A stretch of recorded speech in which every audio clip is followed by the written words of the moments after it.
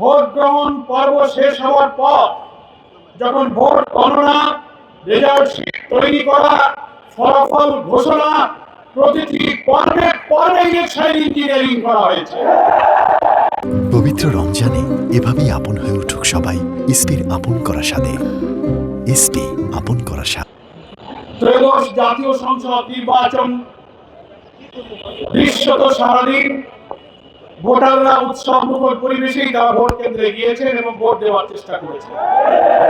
সেটার জন্য আমরা ধন্যবাদ জানিয়েছি নির্বাচন কমিশন এবং তৎকালীন অন্তর্বর্তীকালীন সরকারকে। কিন্তু দুঃখ, বেদনা এবং রহস্যের জন্ম দিয়েছে ভোট গ্রহণ পর্ব শেষ হওয়ার পর যখন ভোট গণনা, রেজাল্ট শিট তৈরি করা, ফলাফল ঘোষণা, প্রতিটি পর্বে পর্বে ইলেকশন ইঞ্জিনিয়ারিং করা হয়েছে। নির্বাচনের চেয়ে এবারের নির্বাচনের ইঞ্জিনিয়ারিং এবং কারচুপির ধরনটাই ছিল একদম আলাদা।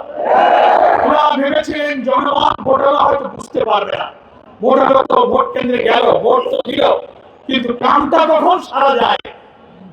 দক্ষ ইঞ্জিনিয়াররা সেই ইঞ্জিনিয়ারিংটা ঠিক মতোই করেছে।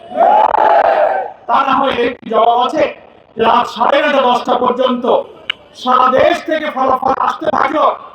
11 দলীয় ঐক্যে জামাত ইসলামী সহ সারা দেশ থেকে একের পর এক 10:30 পর্যন্ত বিভিন্ন আসনে বিপুল বিজয়ের খবর যখন আসতে থাকলো, মানুষ জন আকাঙ্ক্ষা হিসেবে অপেক্ষা করছিল সংখ্যাগরিষ্ঠ আসনে 11 দলীয় ঐক্য জামাত ইসলামী বিজয়ী হয়ে সরকার গঠনের মতো সংখ্যাগরিষ্ঠতা ইনশাআল্লাহ লাভ করবে।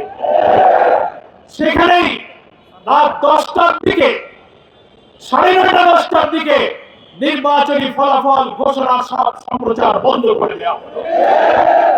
বন্ধ করা হলো কেন? দীর্ঘ সময় বন্ধ করে দিয়ে এর মাঝখানে কি ইঞ্জিনিয়ারিং, কি রহস্য তৈরি করা হয়েছে, আর জামাত ইসলামী 11 দলীয় ঐক্যের বিজয়ের খবর আর আসে না। সব অল্প অল্প ভোটের ব্যবধানে তাদেরকে পরাজিত দেখানো হতে লাগে।